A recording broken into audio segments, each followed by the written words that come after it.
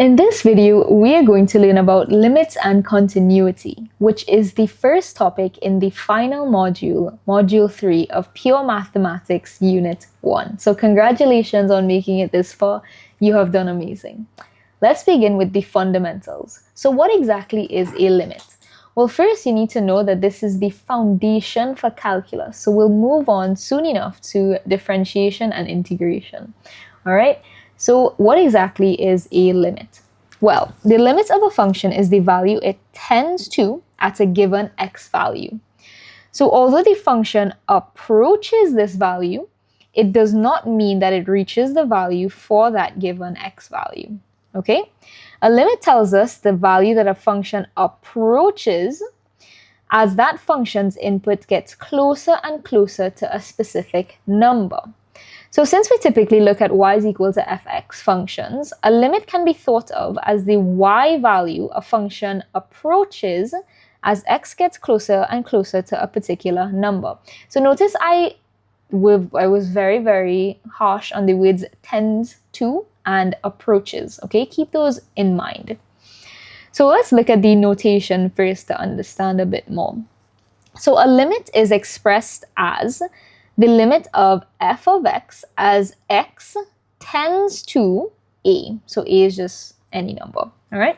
So the limit of f of x as x tends to a, tends to means approaches. So we have lim with x arrow. This arrow means tends to or approaches a and f of x, which is just the function, all right? So that's how we write it. And again, remember I was saying approaches and tends to, but what does it actually mean? So if we were to look at a number line and we have x is equal to 0, so this is x here, right? And we want to get x, we want to get to x. So if we start at 3 from the right-hand side, this is the right-hand side, right? So if we were to start at 3 and we had to decrease our value, we could say that we're getting closer to 0, right? Which is the x value. We're getting closer to it. So that's actually meaning that we're approaching it, which English, right? We know this. So this is approaching x from the right-hand side. And if we were to start from -3 from the left-hand side, and we wanted to approach x, meaning getting closer to 0, right? Which is the x value. So all we doing here is we saying that we approaching the x value, meaning just getting closer to it. That's all approaches means. And that is equivalent to tends to as well. So this means the tends to, okay? And notice the arrows again. So x tends to a, okay? So let's try to understand limits a little bit more, looking at this graph of x plus 2. So f of x is equal to x plus 2. So the limit of f of x at x is equal to 2 is the value that f of x approaches as we get closer and closer to x is equal to 2. So x is equal to 2 is here, and we want to find that limit there, okay? So if we approach here, we are approaching x is 2. What is that value? That's what we want to know, right? So graphically, this would be the y value, right? So it would be the y value as we get x equal to 2. So the y value we approach when we look at the graph of f of x and get closer and closer to the point on the graph where x equal to 2. So we can look at that both ways, from this way and from this way, right? Whatever that value is. So for example, if we were to start at the point, let's say the point is -1, 1. My bad, that's the eraser. If the point is -1, 1. And we move on the graph until we get really close to x is equal to 2. We would notice that our y value gets closer to 4, right? So we get in to x equal to 2, and we're getting very close to 4. And the same goes from this side. If we were to start from this point is 3, 5, and we get close to x equal to 2, we get 4, right? So if we start at 3, 5 and move to the left until we get close to x equals 2, the y value again will be close to 4. The same from this side as well, okay? So what can we say from this? We can conclude that the limit of f of x at x equal to is 4. But you need to be careful here. You might think, well, okay, doesn't that just mean that f of 2 is equal to 4? Is that how we do it? Because remember, if f of x is equal to x plus 2 and then we just put f of 2 is equal to 4. That's actually not how it works. So while the limit of f of x equal to x plus 2 at x equal to 2 is equal to f2 in this scenario, that is not always the case, okay? So let's move on to understanding the left-hand side and the right-hand side limits, okay? So from the graph, we could see that as x approaches 4 from the left, so we're approaching 4 from the left, the function approaches a y value of 2, okay? So as 4 approaches from the left, it approaches a y value of 2, right? So y is 2, and this is 4. Similarly, as x approaches 4 from the right-hand side, the function approaches a y value of 2. Okay, so that means that the left-hand limit and the right-hand limit are the same, and you need to note that this may not be the case for all functions. Okay, so that's important. So what if it is different from both sides? So what if the left-hand limit and the right-hand limit are not the same? So if they're not equal and there's this huge gap, what does that mean? That simply means that there is no limit. The limit does not exist if the left-hand side and the right-hand side limits are not equal to each other. So we'll actually get into this further later on what that means. But for now, just know that it does not exist if these values are not equal to each other. So you're probably wondering, what is this a minus and what is this a plus? Why is there an a minus and an a plus? Well, hopefully that is close to your pure math grades. But this is actually the notation for left and right hand limits. So the left hand limit is just this minus sign here, and that solely means that the limit of f of x as x approaches from the left. So that minus sign just means the left, and similarly the positive would just mean from the right. So the right hand limit and the left hand limit, they have their specific notations. Okay, so the limit of f of x as x approaches from the left, and the limit of f of x as x approaches from the right. This is a minus, this would be a positive. So if we were to look at this, we would see the limit of f of x as x approaches from the left is 3.5 here, and as x approaches from the right would be 5.4. Okay, so that's how we would read that. Now, the existence of a limit. What if we needed to know if a limit existed or not? And this is very important, so pay attention. We need to check off 3 criteria. So there are 3 criteria that we need to meet so that the limit of a function can exist at some point x is equal to a. So that is limit of f of x as x tends to a exists if the left-hand side limit exists, the right-hand side limit exists, and they must both be equal to each other. So we need to check off 1, 2, and 3 for a limit to exist. Very important. Make sure to write this down because these are things that we will be going through a lot in the past papers as well. All right. So the limit of a function does not exist if they are not equal to each other. So of course, if they had to be equal to each other to exist, if they weren't equal, of course, it just doesn't exist, right? Right, intuitive. So the function oscillates infinitely. If it does so, it does not exist. The limit does not exist. If the function increases or decreases infinitely, the limit also just does not exist. Now let's move on to limit laws, and these are very important for evaluating limits. So there are certain laws that we must abide by to ensure that we evaluate limits accurately. So let's begin. Given that this limit is equal to f and this limit is equal to g, let's start. So if we wanted to add 2 limits and this was the same, all we had to do was add these 2 functions. And that's how we did it, okay? So we could just combine these 2 functions and add them. And that's how we would use the first one. So that's adding limits. The same thing goes for subtracting limits. If we wanted to subtract 2 limits and these were the same, so x tends to the same number, then all we had to do was combine these functions and subtract them. For the same goes for multiplication. If these are the same number, we just have to multiply these 2 functions. And I guess you could tell me the same thing for division. Yes, it's the same for division. Who would have known? So the same thing goes for division. You just have to divide these functions. So Again, this is very straightforward. C is just a constant in this case, so any number. Then the same goes for here. So if you had 1 on the outside here, you could basically put it on the inside, so the middle of the limit. And C again is a constant. Again, very straightforward. This one also straightforward-ish, so you could just move this to the inside. This one here is limit of C as x tends to k would just be equal to C. So where C would just be a constant. And the final one is my favorite one because it's just so fun. You know what I mean? Like if you finally come down to something like this and well, you just know that the answer is just something like 7. So basically saying that if the number it tends to is, so if there's x and it's just there's an x here, the answer is the number it tends to. So lim of x tends to like 11 and then this is x, so the answer would just be 11 there. And these are the laws. So again, I want you to write them down. I want you to memorize them because you will be using them when we do in questions and limits. Okay? Now we're going to look at the indeterminate form. So the term indeterminate just means unknown value.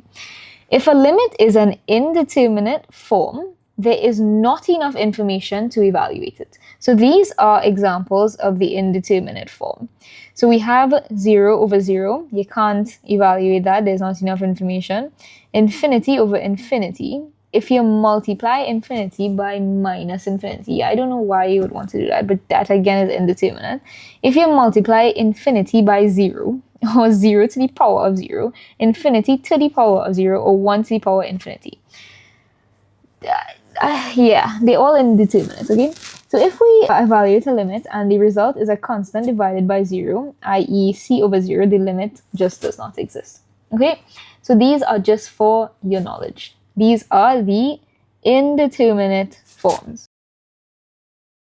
So now we're going to move on to evaluating limits, and this is what we learned the limit laws for, as these were going to help us evaluate limits. So we need to abide by those laws to be able to evaluate limits accurately.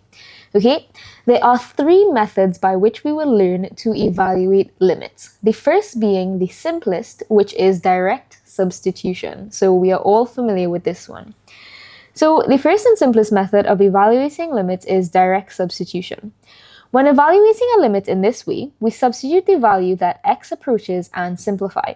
So for example, if we needed to find the limit of this function as x tends to 2. To solve this, all we have to do is substitute x is equal to 2 into the function. All right? So whenever we see x here, we just put 2. So it will be 2 to the power of 3 minus 2 squared minus 4, and we will get 0. So the answer to this is 0, and we use that method to solve this limit, okay? So all we did there was direct substitution. You just plug in the value, and that's it, simplify. The second method is factorising.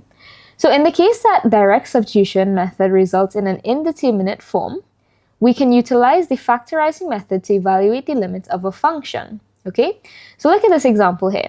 If we were to try to use direct substitution and we simplified, we notice that we get 0 over 0, which was one of our indeterminate forms. Okay, so if we get this, we need to move to factorising. All right, so this is plan B. So what we do is we expand and simplify the numerator to see if we could cross anything out. And we notice we simplify all the way down to 8 plus x. And at this point, we can use direct substitution. So this is basically just to be able to bring it to a part where we can actually just use direct substitution. All right. So we got 8 plus x, and then we substitute 0 here, and then we get the answer to be 8. So the limit of this function as x tends to 0 is 8. And finally, the third method is rationalising. And some of you may be familiar with it. I don't actually recall if you should be. I think you should. So the method is useful for limits that involve radicals or the nth root function. So rationalising, also known as the conjugate method, so yeah, you should be familiar, is used in the case that the limit cannot be evaluated directly by substitution and no factors immediately cancel. So this is plan C. So plan A and plan B don't work. plan C, okay? So we have to rationalize. So we need to recall that rationalizing is a technique where we could use to solve an equation or simplify an expression involving a fraction with the nth root function in it. So typically it's in the denominator, right? So how exactly do we rationalize? To rationalize an expression, we must multiply both the numerator and the denominator by the conjugate of the expression involving the nth root function. So remember, all we need to do to get the conjugate is to flip the sign. Okay, so given that the surd is x plus root y, the conjugate would just be x minus root y, and that's it. Okay, so again, the surd is just another name that means irrational and involves the nth root function, right? I know you all already know this, so I'm not really going to go into that. But when a surd and its conjugate are multiplied, the result will become a rational number. Okay, so we're just trying to transform that to make it easier for us. So let's do it. And again, why are we multiplying both the numerator and the denominator? It's just because it's equal to 1, okay? So you'll see that here in this example. So the example states to rationalize the denominator of 1 over root 3 plus 2. To solve this question, we have to multiply the numerator and denominator of the fraction by the conjugate. So what is the conjugate here? So we have root 3 plus 2. The conjugate would just be root 3 minus 2. That's what we have to do. We have to flip the signs, okay? So remember, we're multiplying the numerator and denominator. And why is that? Because this would just be equal to 1. So we technically not actually changing anything, all right? We're just trying to rationalize it, okay? So when we simplify this, you notice that we get 2 minus root 3. And that is what we wanted to do, okay? We made it way simpler to get 2 minus root 3. So how exactly can we apply this to limits? So in this example, we are asked to evaluate this limit, okay? So although the square root function is on the numerator, we can still multiply the numerator and denominator by the conjugate of root x minus 4. So root x minus 4, the conjugate would be plus 4, okay?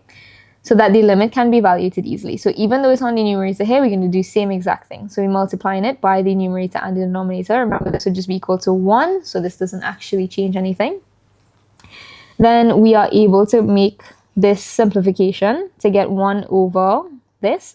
And then remember, what we were doing this whole thing for is to be able to go back to plan A and just substitute it anyway, okay? So now we could substitute it in and we will actually get a value. Now we're going to look at limits at infinity. And this is actually very simple, much simpler than you think. Let's get started. Looking at limits that tend to infinity, i.e. the limit of f of x as x tends to infinity, we have to divide each term by the highest power of x to solve the limit, okay? So the first thing that we will do is identify which term has the highest power of x. So we have x to the power of 3, x to the power of 1, x to the power of 3. So the highest power of x is 3, okay? So when we identify that, all we do now is divide every single term by x to the power of 3. So evaluate the limit by dividing each term by x to the power of 3 because it is the highest power of x, okay? So as you can see, we are dividing every single term, making sure to keep the signs, okay, by x to the power of 3. Then we simplify it, okay? So this is a simplified version. And now this is the best part about it. And listen to this carefully. This is the explanation. As x tends to infinity, the expressions, these expressions here, with the x squared and the x cubed, will tend to 0. This is because if x is on the denominator, as it increases, which means tends to infinity, the expression 1 over x gets smaller and smaller, which means it tends to 0. So this phenomena can be visualized by taking a look at simple fractions. So as you can see, it just keeps getting smaller and smaller. So we can see that as the value of the denominator increases, the value of the fraction itself actually decreases. So what does that mean for us? It simply means that because of these two right here, all that means when we evaluate in this is, which is tends to infinity, it just means it's 0. So we have 0 and 0. So the answer is just minus 5. And that's why it's my favorite one to do. All right, and hopefully it becomes yours as well. So now let's look at some special limits. So these are just limits that we can memorize. So we need to know that the limit of sine theta over theta as theta tends to 0 is just 1, okay? The limit of cos theta minus 1 over theta as theta tends to 0 is 0. And the limit of 1 plus 1 over x to the power of x as x tends to infinity is just e, all right? So we are familiar, well, we should be familiar with those, and we're going to use those in these examples now. So now let's look at some examples to see how we can manipulate certain limits to be able to apply these special limits to be able to evaluate these limits easier. I said limits a lot, but I think you know what I meant. So let's start with the first example. We want to find the limit of this function as x tends to 0. So remember, we want to keep this in mind. As soon as we see tends to 0 and sine, we should already have this in mind, okay? So we're given this. The first thing we want to do is try to put it into the form so we could apply this limit. We already have that limit in mind. So we are going to divide the numerator and denominator both by x because we are given this, right? This is the special limit, the limit law. So when we do that, we can look at the limit law, the division one, right? So we want to move it into this form using this here, okay? So to be able to apply the special limit law, we need to have sine 3x over x turn into sine 3x over 3x, as well as sine 7x over x turn into sine 7x over 7x. This is to be able to apply this law. So we can multiply the numerator by 3 over 3 and the denominator by 7 over 7 to be able to do this, okay? So we know that when we do this, we are able to then move the constant to the front and then evaluate these limits using this law. So this would just be equal to 1, and this would just be equal to 1. So therefore, the answer is 3 over 7. Now moving on to the second example. So part B states to evaluate this limit. So limit of cos 5x minus 1 over x as x tends to 0. So we notice that we already want to apply the second special limit, okay? Because we see in theta tends to 0 and the cos theta already. So we already know that cos theta minus 1 over theta as theta tends to 0 is equal to 0. So that limit would just be equal to 0. So we want to be able to apply that. So to be able to do that, we're going to multiply the fraction by 5 over 5 so that we can apply this limit. So when we do that, we know that we can move this to the front, this constant to the front, by applying this law. When we do that, we can already evaluate this to be 0 because we put it in a form, and then 5 multiplied by 0 is 0. And that's how simple it is. We are able to do that by recognizing it quickly. And now on to part C. So part C states to evaluate the limit tan 2x over x as x tends to 0. So remember how I said everything in math is connected? Well, look at an example right here. So we're going to use the identity tan x is equal to sine x over cos x. All right. So sine 2x over cos 2x would be equivalent to tan 2x using this identity. And what we're going to do here is just simplify it. So we're able to get sine 2x over x cos 2x.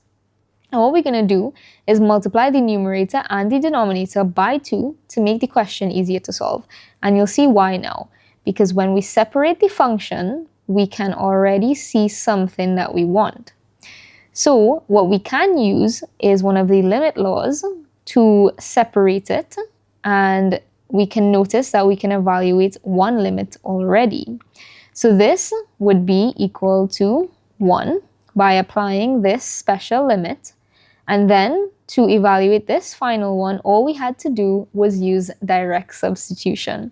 So we substitute 0 into here, and then we get the answer to be 2. So this limit was equal to 2 using the special limit laws as well. So we were able to manipulate it again. So be able to quickly identify these things and make sure that you are familiar with all the limit laws, because you see how we can easily apply them, and then we were able to simplify it that quickly. On to the second main part of the video, continuity. So we're going to learn about continuous functions, and you'll notice that in the beginning when we started and I was showing you the first example, you'll start to make some connections, so pay attention. So a continuous function is one whose graph does not have any breaks or gaps, okay, so no jumps. We can prove whether or not a function is continuous using limits, and it must satisfy 3 criteria. So to prove that a function is continuous using limits, we have to meet these 3 criteria.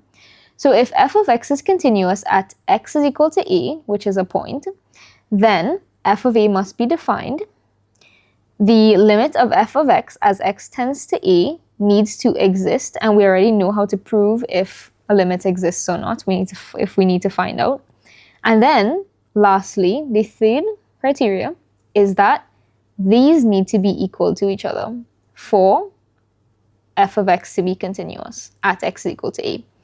All right, so if these 2 values are equal, when we find this and this, f of x is continuous at x is equal to a. So when we are asked a question, which we're going to see in the question below, if these 3 criteria are satisfied, f of x is continuous at x is equal to a. So let's take an attempt at this question. It states to determine whether or not the function f of x, which is 3x squared plus 2 over x plus 1, is continuous at the point x is equal to 2. Remember, we need to go through the 3 criteria to see if f of x is continuous at x is equal to 2. So let's begin. The first thing we need to know is if f of 2 is defined. So remember, if f of a is defined is the first criteria. A in this case is 2. So we're going to do that by substituting x of 2 into f of x. When we do that, we simplify to get 14 over 3. So it is in fact defined as equal to 14 over 3. So we keep that in mind now. The second thing we need to do is see if this limit exists. We already know how to do that, so I'm not going to go into great detail. So we are just going to use direct substitution. We look at the left-hand side and the right-hand side, and we notice that it is defined the same way for all x values, so that makes it even easier for us. So we simplify it to get 14 over 3. So since this left-hand side limit exists and the right-hand side limit exists and are equal, this limit of f of x as x tends to 2 does exist, okay? And finally, when we finish 1 and 2, the third one is to check if what we found, the 2 things that we found above, are equal to each other. So the first thing we got was 14 over 3, and the second thing we got was 14 over 3, so I wonder if they're equal. We could put it in the calculator and see, right? The function is in fact continuous at x is equal to 2 because the limit of f of x as x tends to 2 is equal to f of 2. So we know that the function is continuous at x is equal to 2. Now we're going to look at types of discontinuity. So the first one we're going to look at is point discontinuity, then jump discontinuity, and infinite discontinuity. So we're going to look at some graphs. The first thing is point discontinuity. So we see an empty point there. From the graph, we can see that f of x has a hole at a. That is, f of a is in fact not defined. So there is no point there. So there's a hole in the graph.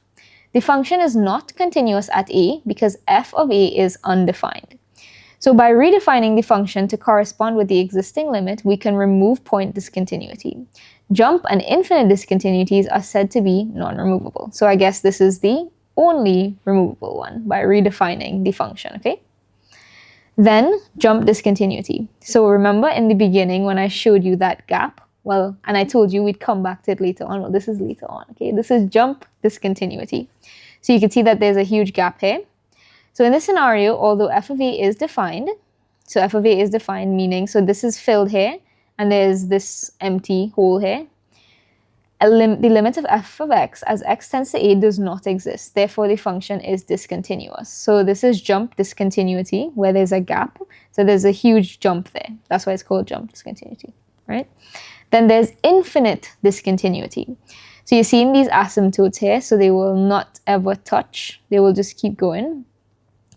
So if the limit of f of x from the left-hand side is equal to plus or minus infinity, or from the right-hand side is equal to plus or minus infinity, the function demonstrates infinite discontinuity. So these were the three types of discontinuity that you need to know for this course. And now on to our favorite section of the video, past papers. So we're going to get a lot of good practice here on limits and continuity. And let's start with question 6, part A, part 1 of 2021.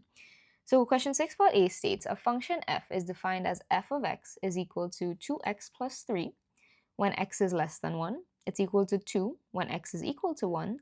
And it's equal to x squared minus 1 over x minus 1 when x is greater than 1. So, part 1 says, determine whether or not the limit of f of x as x tends to 1 exists. And all of this is for 5 marks. And all we need to do to get 5 marks is prove 3 things. So, to prove the existence of a limit, we know that we need to show that the left-hand limit exists, the right-hand limit exists, and that they are equal to each other. Okay? So let's do number 1. To show that the left-hand limit exists, we need to see how the function is defined for x is less than 1. This means that it is the left of 1, right? So what is x is less than 1 here? So f of x is equal to 2x plus 3 when x is less than 1. So we're going to write that down and we're going to evaluate it. So we put it in here because this is x is less than 1. This is the left-hand limit. Then we evaluate it by just using direct substitution. So 2 multiplied by 1 plus 3, we know to be 5, and therefore it exists. Okay? Then we need to show that the right-hand limit exists. So this means that when x is greater than 1. So when x is greater than 1, f of x is equal to x squared minus 1 over x minus 1. So let's evaluate that. So when we use direct substitution, we see that we get an indeterminate form, which is 0 over 0. So we can't use direct substitution. Instead, we are going to factorize. So when we use factorization to evaluate the limit, we end up getting this, and then we can use direct substitution. Okay? So when we substitute 1 into x plus 1, we get 2, because 1 plus 1 is 2. Who knew? And therefore, the limit from the right-hand side exists. And now, the third and final thing that we need to do is see if they are equal. So we already know that we got 5 and 2, and we know that 5 is not equal to 2, and therefore the limit of f of x as x tends to 1 does not exist. And that is part 1. Part 2 says to determine whether f is continuous at x is equal to 1. So we need to recall, if f of x is continuous at x is equal to a, in this case x is equal to 1, then f of a is defined, so f of 1 must be defined. Then the limit of f of x as x tends to 1 exists, and then the limit of f of x as x tends to 1 is equal to f of 1. So let's do part 1 first. So we find f of 1. At x is equal to 1, f of x is equal to 2, as defined in the question. So we already know that. Look up here. When x is equal to 1, it is 2. F of x is 2. Right? So we already knew that. Then number 2, limit of f of x as x tends to a, so x tends to 1. From the previous solution, we already know that it does not exist. Okay? So therefore, we know that f of x is not continuous, because if it was, it would need to satisfy all of these 3 things. And we already could have jumped to here, but I just wanted to show you all what exactly we would have to do if we were to go through it the normal route. So we knew that it already did not exist, so we knew it wasn't continuous at x is equal to 1. But just to show you all anyway, and this was for 2 marks. Let's begin with 2019, question 5, part A. It says, a function is given as f of x is equal to the root of minus x when x is less than 0, f of x is equal to 1 when x is greater than 0 or less than or equal to 1. F of x is the root of x as x is greater than 1. All right? Part 1 for 2 marks says to determine this limit. So this is the left-hand limit because of the minus sign. So the left of 0. So therefore we need to look for when x is less than 0, and we can see it is the square root of minus x. So we can say here that it is the limit of the square root of minus x as x tends to 0. So now we can see that when we define it, we have it is equal to the root of minus 0, and this would just be 0. And that was for 2 marks after we simplified. Now part 2 says determine whether the limit of f of x as x tends to 0 exists and give a reason for your answer. So we wrote out the criteria here. We already know that the left-hand limit must exist, the right-hand limit must exist, and they must be equal. So we see in the repetition, we get in the practice. We already shown that the left-hand limit exists because that was part 1 and it's equal to 0. How about the right-hand limit though? So number 2, that's our second criteria. If the right-hand limit exists, so we know that we need to look for when x is greater than 0. So when x is greater than 0, f of x is equal to 1. So that already gives us the answer there, right? So it is equal to 1, therefore it exists, okay? And finally, are they equal? Is 0 equal to 1? Maybe in an alternate universe, but in ours, no. So therefore, the limit does not exist, okay? Now, part 3. Determine whether f is continuous at x is equal to 1 and give a reason for your answer for 3 marks. And we know to show if a function is continuous at a point, we need to show that it is defined at that point. We need to show that the limit exists and that they are equal to each other, okay? So the first thing, we know x equal to 1, we're gonna put it in. So we know that f of 1 is equal to 1 by the given criteria here. So they said, if we go up, we can see when x is equal to 1, f of x is 1. All right? So we know that it is defined because f of 1 is equal to 1. Then, does the limit exist? So we already know that this is how the function is defined for x is less than or equal to 1. That is 1. And then on the right, this is how it's defined for x is greater than 1. So it is to the right of 1, and therefore square root of 1 is 1. And this left-hand side limit is equal to the right-hand side limit because 1 is in fact equal to 1 in our universe. So the limit of f of x does in fact exist when x tends to 1. And number 3, our third thing that we need to do is see if f of 1 is equal to the limit of f of x as x tends to 1. And we know that it is because 1 is equal to 1, and therefore the function is continuous at x is equal to 1. And that is how you would do that question. 2018. By now, you all will see a pattern being created with the questions, the types of questions they like to ask, and the style that they like to ask it in. So let's go with question 6, part A. A function f is defined as f of x is equal to x to the power 4 minus 1 over x minus 1 when x is less than 1. F of x is equal to 4x when x is greater than 1. And f of x is equal to 2 when x is equal to 1.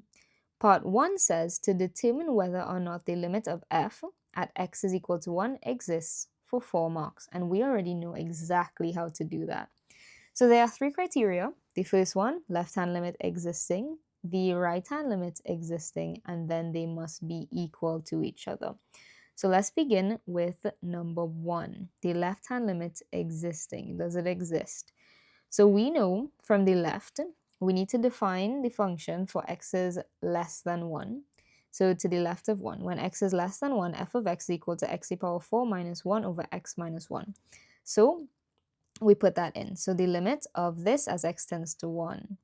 We are going to evaluate this now. So evaluate this limit. We could try direct substitution. So we put 1 to the power 4 minus 1 over 1 minus 1, and we get 0 over 0. So that is an indeterminate form. I'm not going to write that out, but you all know exactly what I'm talking about.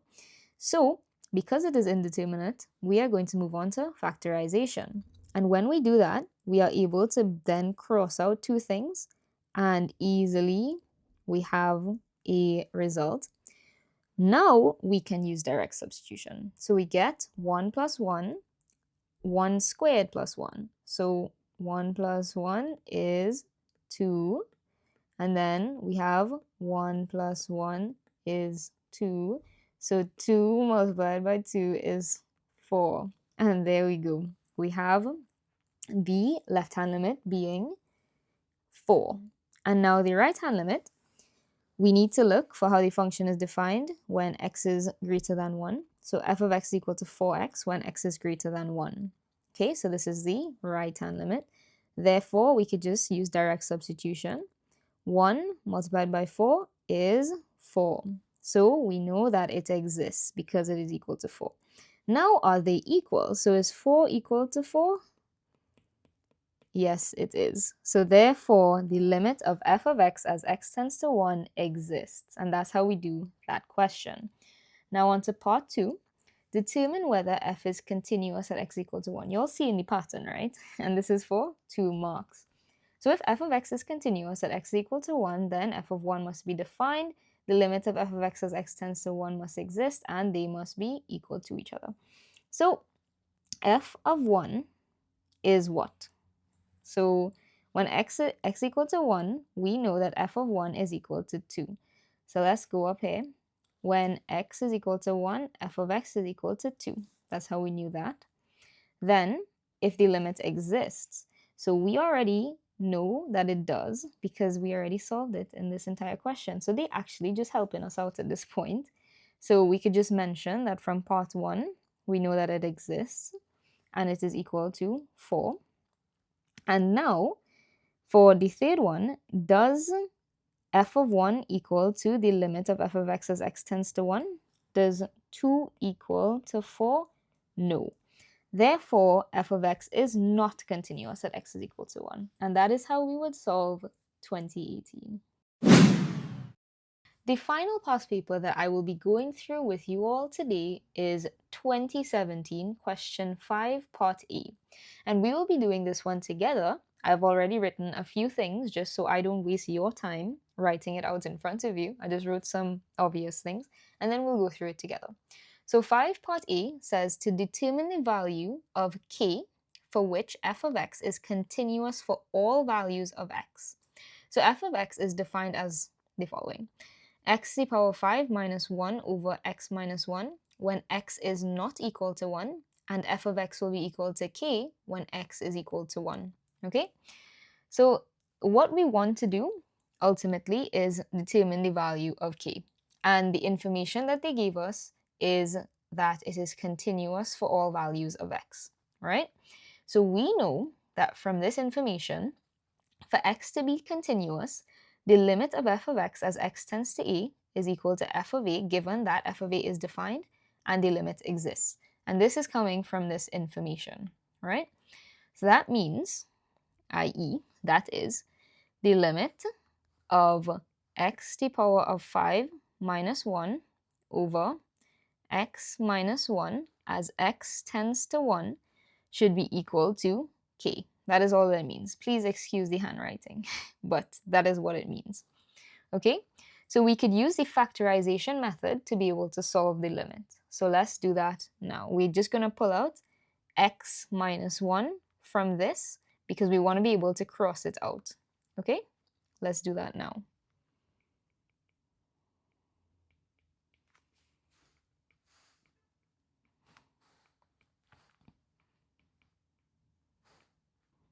All right, so now that we have it and I expanded it, let's cross these out. And that just means that we are left with this. So we know that this is now equal to k. And all we need to do now is use direct substitution. So we substitute 1 into all of the, wherever we see x. So we'll have 1 to the power 4 plus 1 to the power 3 plus 1 to the power 2 plus 1 is equal to k. All right, so here we can see we have 1 plus 1 plus 1 plus 1 plus 1. That is equal to 5, and that is equal to k. So therefore, k is equal to 5. And that is how we would solve question 5, part A of 2017. So as you all can see, there is a lot of patterns and everything is quite intuitive. So all we needed to do here was know these rules and be able to apply it to then be able to find the value of k. And that's how we would solve that question.